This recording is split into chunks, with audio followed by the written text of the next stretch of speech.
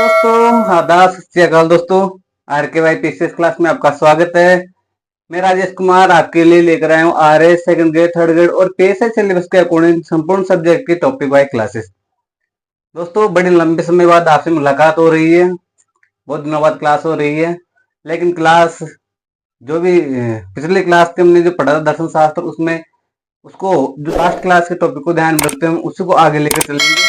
तो एसएसटी जो second grade का पेपर होता है सेकंड, उसमें एसएसटी के सिलेबस को ध्यान में रखते हुए जो चार सब्जेक्ट महत्वपूर्ण है, समाज शास्त्र, लोक प्रशासन, अर्थशास्त्र और दर्शन शास्त्र, तो इनकी हम क्लासेस स्टार्ट अपनी जो आर के वाई पीसीएस क्लास उस पर चला रखी है। इसी के साथ हमने पहले राजस्थान क्लास संस्कृति, राजस्थान पॉलिटी क्लासेस भी स्टार्ट करवाई थी, लेकिन उनमें कुछ टॉपिक हमने करवा दिए थे और जो टॉपिक बाकी हैं उनको भी जल्दी स्टार्ट करके क्लासेस स्टार्ट करके करवाया जाएगा। तो आपको जो क्लासेस मिल रही है वो सेकंड ग्रेड के जो सिलेबस है उसके हिसाब से आपको क्लास उपलब्ध करवाई जा रही है। हमने दर्शन शास्त्र क्लास में लास्ट में पढ़ा था कि जो साइकेट्रिक पद्धति यानी सुकराती जो पद्धति है उसके बारे में पढ़ा था, तो कुछ टॉपिक हमने पढ़ लिए थे। अब जो अगली क्लास है उसमें हम देखते हैं साइकेट्रिक जो पद्धति है उसके बारे में और क्या हमें जानने को मिलता है, किस प्रकार क्वेश्चन पुटअप होते हैं, किस प्रकार क्वेश्चन निकलते हैं और किस प्रकार क्वेश्चन आए हुए हैं, उनको भी हम ध्यान में रखते हुए चलेंगे। हमने जो पढ़ा था वो सिलेबस के अकॉर्डिंग जो टॉपिक है उनको ध्यान में रखते हुए उनको लेकर हम चल रहे हैं और उन्हीं टॉपिक को हम कंप्लीट करवाएंगे। तो हमारा जो दर्शन शास्त्र की रोज क्लास होती है जो अभी फिलहाल नहीं हो पा रही है, कुछ टाइम प्रॉब्लम थी ऐसी जिसमें हम क्लास नहीं कर पा रहे, तो हम जो टाइम आने वाला है उसमें हम रेगुलर क्लासेस रखेंगे अपनी।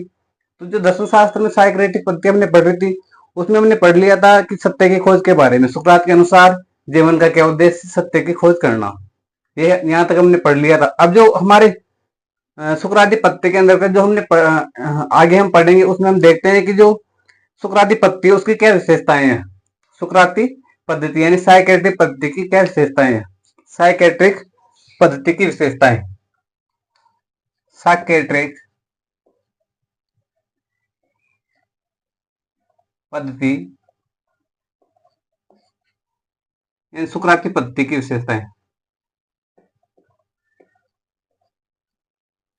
पद्धति की विशेषता।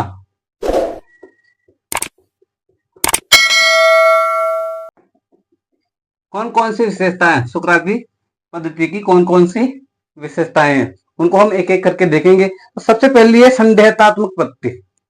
सबसे पहले कौन सी पद्धति है, तो संदेहात्मक पद्धति। पहली है संदेहात्मक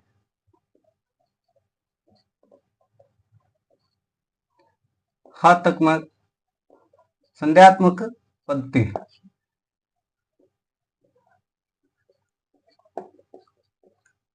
ये इसकी साइकेट्रिक पद्धति की पहली विशेषता है। अब इसमें क्या बता रखा है, इसमें क्या हमें बताया गया है, इसकी क्या विशेषता है, इसका क्या उल्लेख है इस पद्धति में, या इस विशेषता में क्या बताया गया है और किस प्रकार इसका उल्लेख किया गया है उसको भी हम देखते हैं।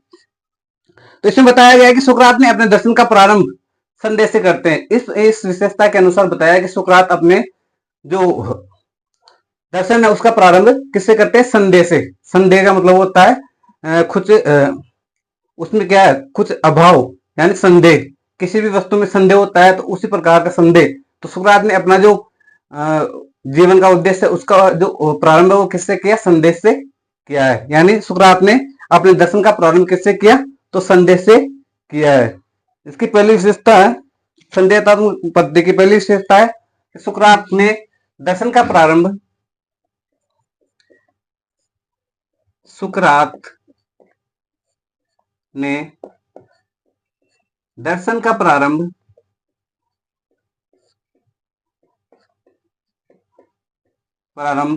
किससे किया, तो संदेह से किया है।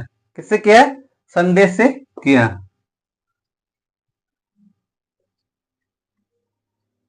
संदेह से किया।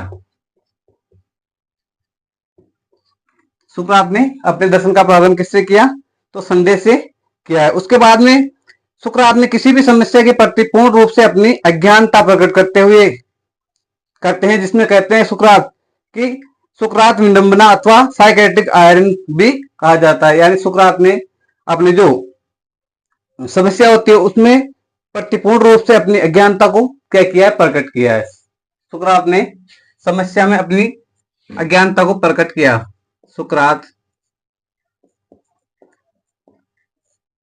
ने समस्या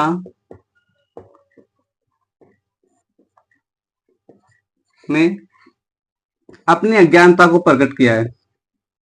अपनी अज्ञानता को प्रकट किया।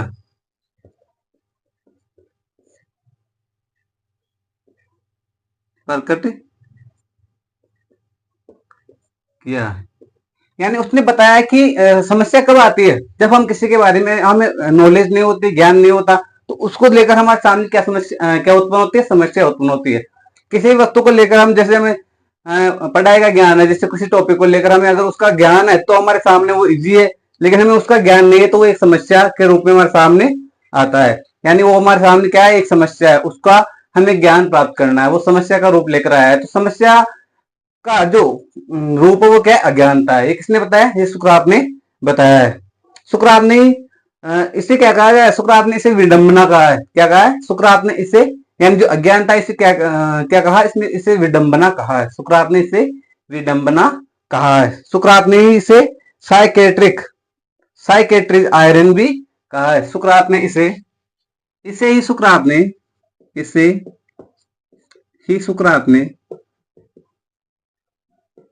सुकरात इसे ही सुकरात विडंबना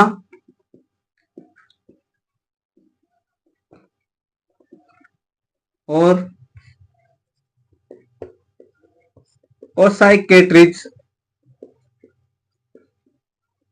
आयरनी भी कहा है।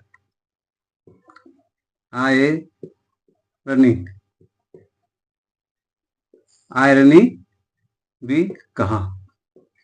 इसे ही सुकरात विडंबना और साइकेट्रिक आयरन भी कहा है। किसमें, संदेहात्मक पत्ति में। यानी ये इसकी क्या है, ये इसकी विशेषता है।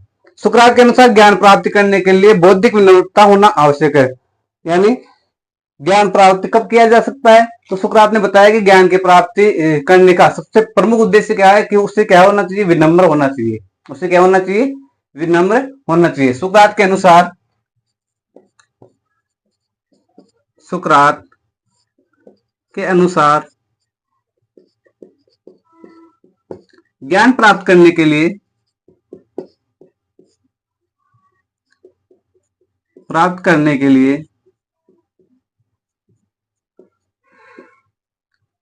विनम्र होना आवश्यक है। विनम्र होना आवश्यक है।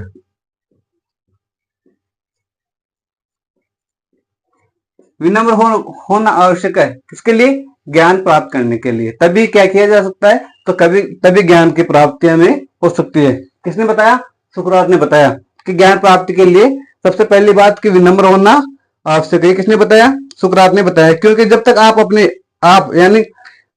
अपने घमंड का त्याग नहीं कर देते, जब तक आप अपने घमंड का त्याग नहीं करते, विनयशील नहीं बन जाते, तब तक आप ज्ञान की प्राप्ति नहीं कर सकते। यानी जब तक आप घमंड का त्याग नहीं कर सकते। विनम्र कब होगा आदमी, जब उसे अपने घमंड का त्याग होगा, वो विनयशील होगा, वो नम्र स्वभाव का होगा, तो वो क्या होगा, विनम्र होगा। और नम्र स्वभाव का होगा, उसके अंदर सहज धैर्य होगा, तो ये क्या कर सकता है, ज्ञान की प्राप्ति कर सकता है। तो इस प्रकार जो संदेहात्मक पद्धति है, सुकरात की संदेहात्मक पद्धति है, वो ये पहले क्या हुई, उसकी विशेषता हुई। उसमें सुकरात ने बताया, क्या क्या बताया, कि सबसे पहले सुकरात ने बताया कि दर्शन का प्रारंभ कहां से होता है, संदेह से होता है। किसके अनुसार, सुकरात के अनुसार। उसके बाद में बताया सुकरात ने समस्या में अपनी अज्ञानता को सबसे बड़ी क्या माना है, अज्ञानता को प्रकट किया है। इसे सुकराती विडंबना कहते हैं, या सुकराती साइकेट्रिक आयरनी भी इसे ही कहते हैं। सुकरात के अनुसार ही ज्ञान प्राप्त करने के लिए सबसे बड़ा क्या होना चाहिए, विनम्र स्वभाव होना चाहिए। उसे घमंड का त्याग करना चाहिए, उसे विनयशील होना चाहिए, उसे धैर्यवान होना चाहिए, उसका स्वभाव कैसा होना चाहिए, नम्र और सहज और सरल होना चाहिए। तभी वो क्या कर सकता है, ज्ञान की प्राप्ति कर सकता है। इसके बाद में देखते हैं दूसरी विशेषता क्या है, तो वो है विवादात्मक पद्धति। दूसरी क्या है, विवादात्मक पद्धति। जिस प्रकार हमने संदेहात्मक पद्धति पढ़ा उसी प्रकार क्या है विवादात्मक पद्धति, यानी विवादपूर्ण पद्धति। ये दूसरी क्या है सुकरात की विशेषता है, दूसरी विवादात्मक पद्धति।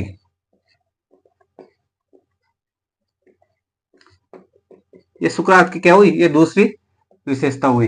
किसको लेकर, तो सुकरात की पद्धति में ये सुकरात की क्या हुई, दूसरी विशेषता हुई। पहली कौन सी थी, तो वो हमने पढ़ी संदेहात्मक पद्धति। अब कौन सी पढ़ रहे हैं, विवादात्मक पद्धति। इसके अनुसार क्या है, तो इसके अनुसार बताया सुकरात ने क्या बताया कि सुकरात ने वाद विवाद को अत्यधिक महत्वपूर्ण माना है। सुकरात के अनुसार सुकरात ने किसका समर्थक माना जाता है, तो उसे वाद विवाद का समर्थक माना जाता है। किसे, सुकरात को। सुकरात को किसका समर्थक माना जाता है, तो सुकरात को वाद विवाद का समर्थक माना जाता है। इसमें सुकरात को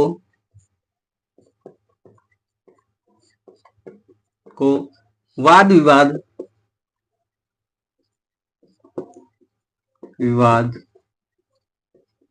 का समर्थक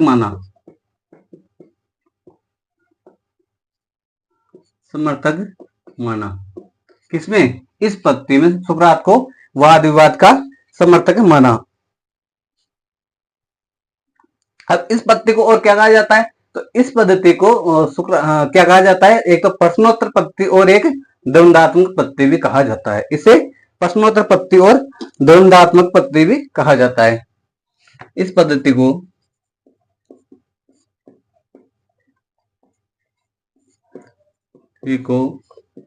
प्रश्नोत्तर व द्वंद्वात्मक पद्धति भी कहा जाता है।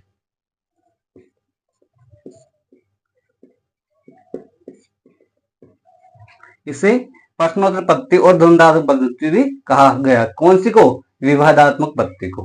विवादात्मक पद्धति के अनुसार सुकरात ने किसका समर्थन किया, तो सुकरात ने वाद विवाद का समर्थन किया। कौन सी विशेषता में, तो विवादात्मक विशेषता में सुकरात ने वाद विवाद का समर्थन किया गया। इसके बाद में देखते हैं और क्या है, तो सुकरात के अनुसार आत्मा का ही सह स्वभाव है, ज्ञान कई बार से नहीं आता। यानी मतलब ज्ञान की उत्पत्ति कहां से होती है, तो सुकरात ने बताया कि ज्ञान की उत्पत्ति होती है आत्मा से।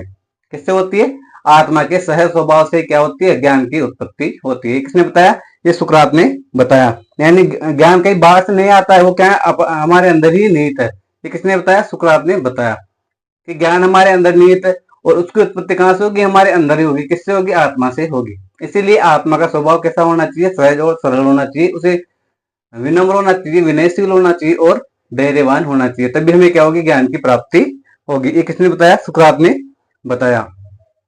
ज्ञान हमारी आत्मा से ही विद्यमान है, ये भी किसने कहा, सुकरात ने कहा।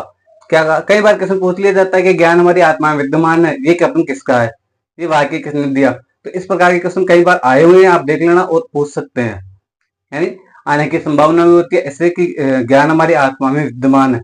ये प्रसिद्ध कथन किसका है, तो यह सुकरात का कथन है।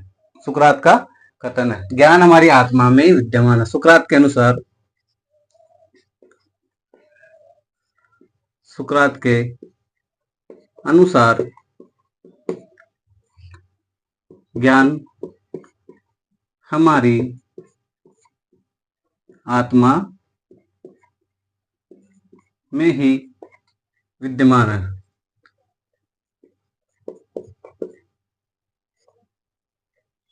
विद्यमान, ये किसने बताया, तो ये सुकरात ने बताया।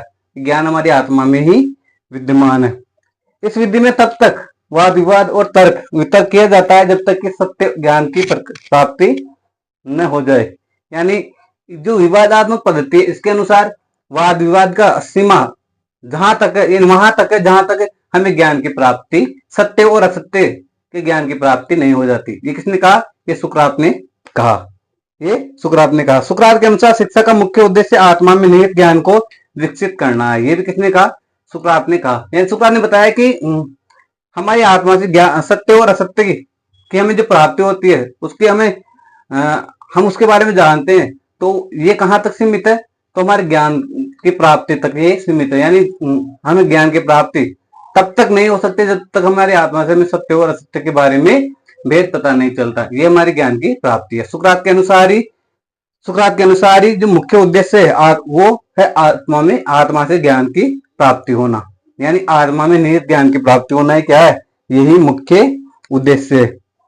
ज्ञान की प्राप्ति होना या फिर सत्य का ज्ञान होना, ये क्या है? यही ज्ञान की प्राप्ति। किसके अनुसार? सुकरात के अनुसार। तो इस प्रकार सुकरात की विशेषताएं के बारे में बताया गया है। सुकरात के अनुसार शिक्षा का मुख्य उद्देश्य आत्मा में निहित ज्ञान को क्या करना है?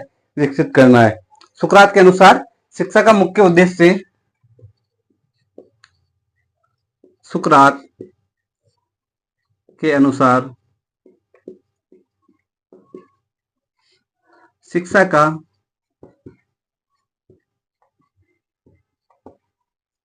मुख्य उद्देश्य शिक्षा का मुख्य उद्देश्य क्या बताया गया? तो सुकरात के अनुसार शिक्षा का मुख्य उद्देश्य क्या बताया गया? कि आत्मा में निहित ज्ञान को क्या करना है? विकसित करना है। आत्मा में निहित ज्ञान, इन जो आत्मा में जो ज्ञान समाहित है उसको क्या करना है? विकसित करना है। आत्मा में निहित ज्ञान को विकसित करना, विकसित करना, ये क्या है? यही शिक्षा का मुख्य उद्देश्य है। ये किसने बताया? ये सुकरात ने बताया। इसके बाद में देखते हैं और क्या बताया सुकरात ने। धात्री प्रणाली यानी मेटिक मेथड, दातिक प्रणाली यानी मेटिक मेथड अथवा बौद्धिक प्रसाविका यानी बौद्धिक प्रसाविका भी बताया। किसे? इस पद्धति को अनुसार सुकरात ने और क्या नाम दिया? तो इस पद्धति जो विवादात्मक पद्धति, इसे सुकरात ने धात्री प्रणाली बताया। क्या बताया? धात्री प्रणाली। इसे क्या बताया? तो धात्री प्रणाली। इसे क्या बताया? धात्री प्रणाली। किस पत्ते को? विवादात्मक पत्ते को। और क्या बताया? तो बौद्धिक प्रसाविका, बौद्धिक प्रसाविका,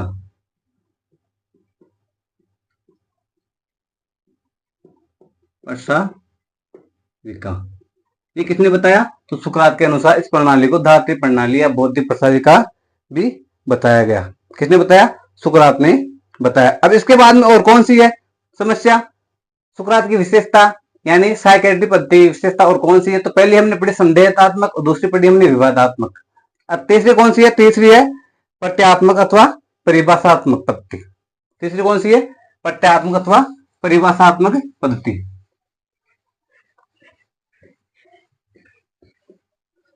प्रत्यात्मक अथवा परिभाषात्मक पद्धति। तीसरी है प्रत्यात्मक अथवा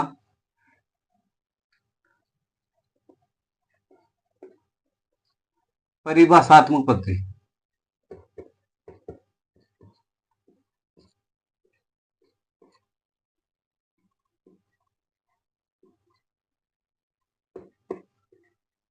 ये तीसरी क्या थी? ये साइकेट्रिक पद्धति क्या थी? विशेषता। पहली कौन सी थी? संदेहात्मक। दूसरी कौन सी थी? विवादात्मक। पहली कौन सी थी? संदेहात्मक पद्धति। दूसरी कौन सी थी? विवादात्मक पद्धति। तीसरी कौन सी है? तो वह प्रत्यात्मक या भाषात्मक पद्धति। अब इसके अनुसार क्या बताया? तो सुकरात ने इसमें बताया कि ज्ञान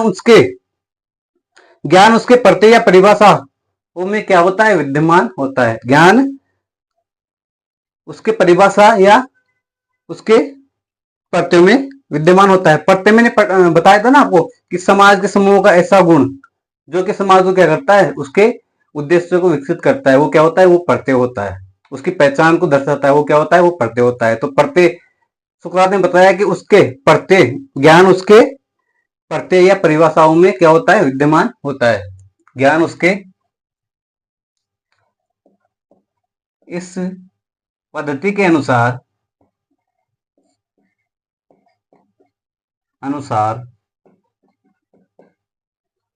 ज्ञान उसके प्रत्ययों या परिभाषाओं में विद्यमान होता है।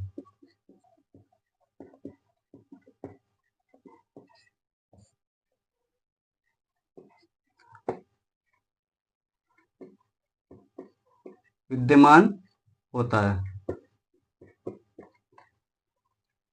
ज्ञान उसके प्रत्यय या उसकी परिभाषाओं में क्या होता है, विद्यमान होता है। किसके अनुसार, सुकरात के अनुसार। किस पद्धति में, तो प्रत्यात्मक और परिभाषात्मक पद्धति में सुकरात के अनुसार ये बताया गया कि ज्ञान उसके प्रत्यय या उसके परिभाषाओं में विद्यमान होता है। प्रत्यय मैंने पहले ही बताया था आपको कि एक वर्ग या समूह। अब फिर दोबारा प्रत्यय के बारे में बता रहा हूं। तो प्रत्यय वो है जो एक वर्ग के सभी सदस्यों के सामान्य गुण को क्या करता है, प्रदर्शित करता है। वो क्या है, प्रत्यय। जो मैंने पहले बताया था कि एक वर्ग या समूह होता है, उसके गुणों को प्रदर्शित करता है, उसके गुणों को विकसित करता है, वो क्या कहलाता है, वो प्रत्यय कहलाता है। तो प्रत्यय का मतलब ये होता है कि एक वर्ग और समूह के जो गुण होते हैं उसको क्या करना, विकसित करना, उसको विकसित करना, वो क्या विकसित करना है, उसको प्रदर्शित करना, वो क्या कहलाता है, प्रत्यय कहलाता है। सुकरात ने बताया कि हमारा ज्ञान हमारे प्रत्ययों से आगे नहीं पहुंच सकता। सुकरात के अनुसार बताया कि हमारा ज्ञान है, जो हमारे अंदर ज्ञान निहित है, वो हमारे प्रत्ययों, प्रत्ययों का मतलब होता है वर्ग के समूह के जो गुण है उससे गुणों को प्रदर्शित करने वाला। तो जो गुणों को प्रदर्शित करता है उससे हमारा ज्ञान यानी वो प्रत्यय हमारे ज्ञान से आगे नहीं पहुंच सकते। यानी हमारे ज्ञान से आगे प्रत्यय नहीं पहुंच सकते, यानी हमारे गुण हमारे ज्ञान से आगे नहीं पहुंच सकते। ये किसने बताया, तो सुकरात ने बताया। सुकरात के अनुसार हमारा ज्ञान हमारे प्रत्यय से आगे नहीं पहुंच सकता। यानी जो हमारा ज्ञान है हमारी आत्मा में जो निहित है, वो हमारा ज्ञान हमारे प्रत्यय से आगे नहीं पहुंच सकता। तो ये कथन याद रखना, आप तो कथन ध्यान रखना, कथन देकर ही पूछ लेता है कि किसका कथन है। तो सुकरात के अनुसार बताया गया कि हमारा ज्ञान हमारे प्रत्यय से आगे नहीं पहुंच सकता। सुकरात के अनुसार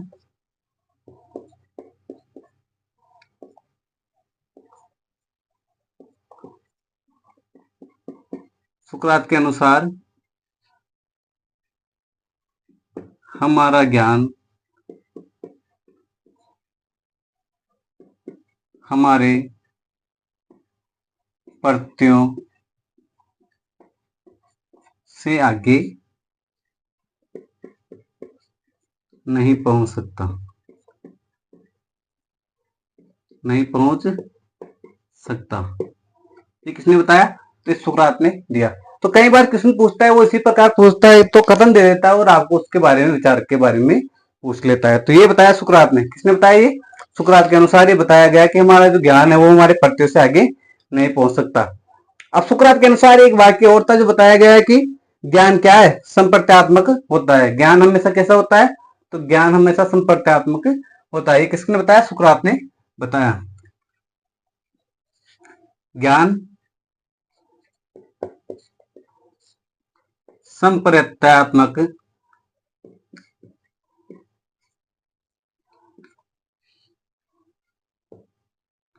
संप्रत्यात्मक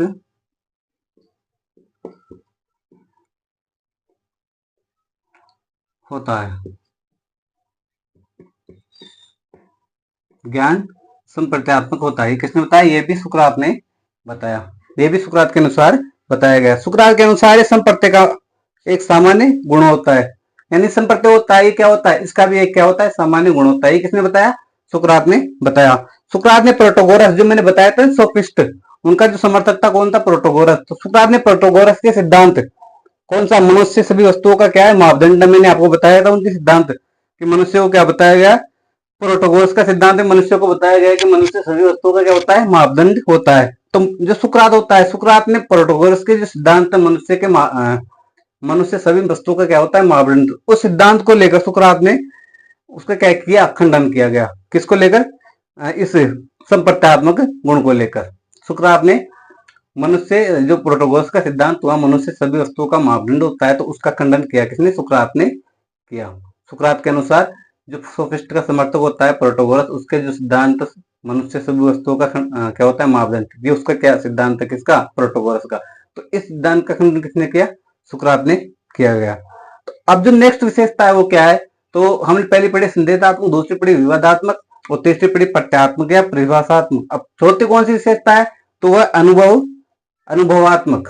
कौन सी है, अनुभवात्मक या आगमनात्मक पद्धति।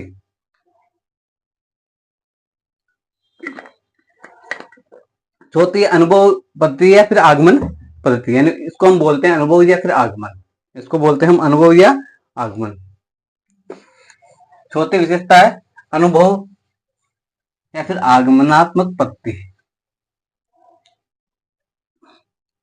अनुभवात्मक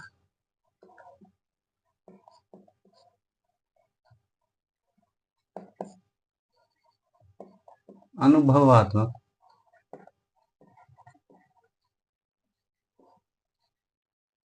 या आगमनात्मक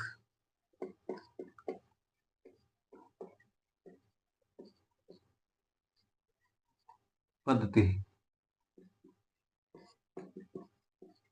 अनुभवात्मक या आगमनात्मक पद्धति, ये चौथी विशेषता हो गई किसकी, सुकरात की साइकेट्री पद्धति। क्या है चौथी विशेषता? पहली कौन सी थी? तो पहली संदेहात्मक, दूसरी विवादात्मक, तीसरी प्रत्यात्मक और चौथी अनुभवात्मक। चौथी अनुभवात्मक। अब इसमें क्या बताया? तो इसमें बताया सुकरात ने कि विशेष अनुभव से सामान्य ज्ञान की ओर ले जाने वाली क्या है, ये विधि है। यानी विशेष अनुभव से सामान्य ज्ञान की ओर ले जाने वाली विधि कौन सी है? तो ये अनुभवात्मक पद्धति, यानी विशेष अनुभव से सामान्य ज्ञान की ओर ले जाने वाली पद्धति। ये कौन सी है? विशेष अनुभव से विशेष अनुभव से सामान्य ज्ञान की ओर ले जाने वाली पद्धति।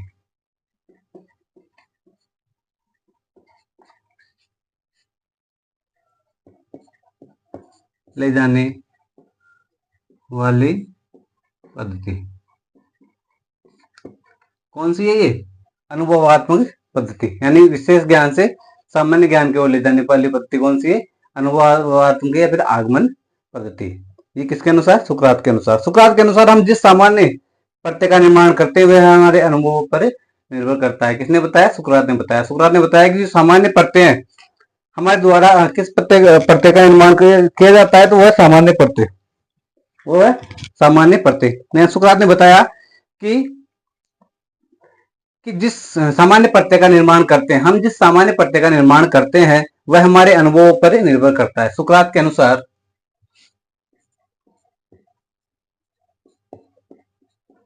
सुकरात के अनुसार हम जिस सामान्य प्रत्यय का निर्माण करते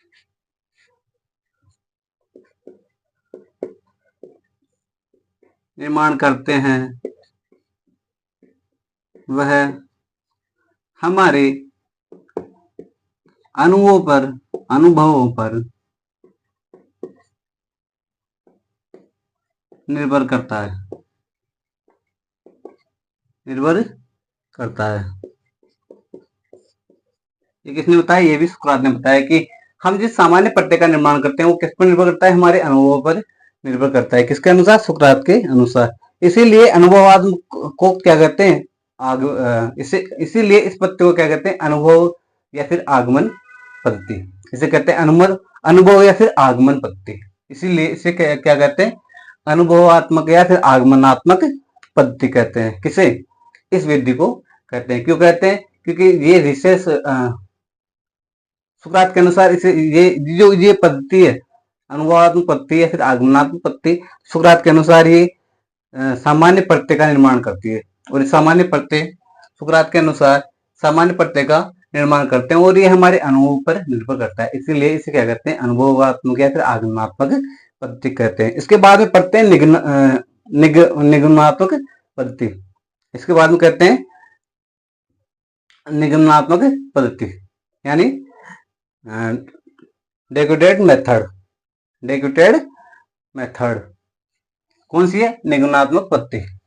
यानी चार इसकी क्या विशेषता हो गई? चार इसकी विशेषता हो गई। पांचवी कौन सी है? निगमनात्मक पद्धति। निगमनात्मक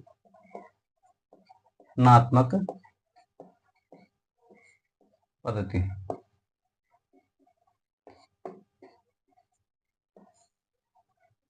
निगमनात्मक पद्धति यानी डिस्क्रिप्टिव मेथड। इसमें क्या बताया गया है, तो सुकरात ने बताया कि सामान्य ज्ञान से विशेष ज्ञान की ओर ले जाने वाली क्या विधि है। जबकि जो अनुभवात्मक पद्धति थी वो क्या थी, तो विशेष अनुभव से लेकर हमें सामान्य ज्ञान की ओर ले जाती थी। तब कि ये क्या है, तो ये सामान्य ज्ञान से हमें विशेष ज्ञान की ओर ले जाने वाली विधि है। ये है सामान्य ज्ञान से विशेष ज्ञान की ओर ले जाने वाली पद्धति, से विशेष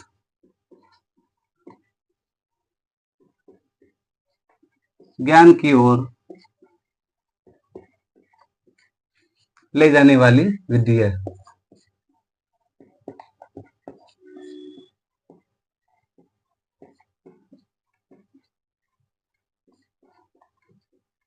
ये सामान्य ज्ञान से विशेष ज्ञान की ओर ले जाने वाली विधि है। कौन सी? निगमनात्मक पद्धति। कौन सी पद्धति? निगमनात्मक पद्धति। और क्या इसके बारे में और क्या बताया सुकरात ने, तो सुकरात ने बताया कि जब तक हम निगम की कसौटी द्वारा सिद्ध नहीं किया जाता है कि तब तक उसकी स्थापना नहीं की जा सकती। यानी सुकरात के अनुसार आगमन को जब तक निगम की कसौटी द्वारा सिद्ध नहीं किया जाता, सुकरात के अनुसार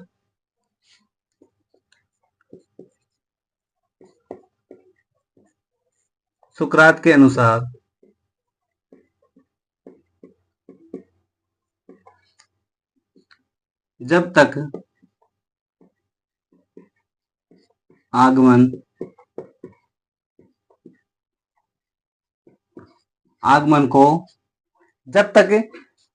को निगमन की कसौटी द्वारा जब तक आगमन को निगमन की कसौटी द्वारा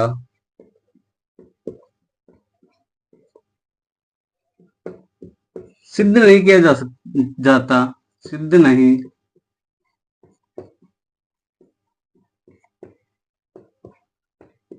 जब तक आगमन को निगमन की कसौटी के द्वारा सिद्ध नहीं किया जाता तब तक उसकी स्थापना नहीं की जा सकती। तब तक उसकी स्थापना नहीं की जा सकती। किसकी? निगमनात्मक की।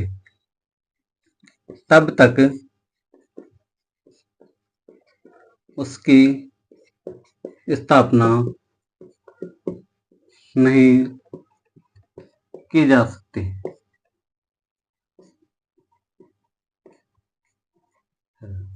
तो ये किसने बताया? सुकरात ने बताया। तो इस प्रकार हमारी साइकियाट्रिक पत्ती है, जो सुकराती पत्ती है, उसका जो चैप्टर है वो कंप्लीट होता है। और जो सुकराती पत्ती में क्वेश्चन आने वाले हैं वो भी मैंने बताया आपको। क्वेश्चन आने की संभावना है, कौन कौन के क्वेश्चन बन सकते हैं, किस प्रकार के क्वेश्चन बन सकते हैं, ये मैंने आपको बताया। और क्वेश्चन किस प्रकार के आए हुए हैं ये भी मैंने आपको बताया है। तो जो उसका साइकियाट्रिक पत्ती है, जो सुकराती पत्ती है, ये हमारा जो टॉपिक है वो कंप्लीट होता है। इसके बाद में हमने जो टॉपिक पढ़ेंगे हम पढ़ेंगे वो है डेकार्टे की पद्धति, कार्टेशियन पद्धति, जिसे बोलते हैं कार्टेशियन पद्धति। इसको भी कंप्लीट करेंगे। उसके बाद में हम जैन धर्म, बौद्ध धर्म और प्रसाद के बारे में भी पढ़ेंगे।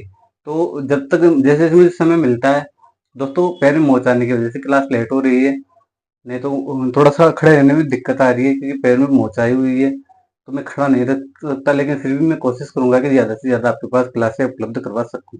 तब तक RKY PCS क्लास से जुड़े रहिए। RKY PCS क्लास को सब्सक्राइब कीजिए, अपने दोस्तों के पास शेयर कीजिए। अगर आपकी कोई भी क्वेरीज है तो कमेंट के माध्यम से हमें बताइए। तब तक के लिए आपको धन्यवाद। बड़ों का सम्मान कीजिए, छोटों को प्यार दीजिए और अपना व्यक्तित्व इस प्रकार विकसित कीजिए कि महिलाएं आपके साथ सुरक्षित और सम्मानित महसूस कर सके। धन्यवाद।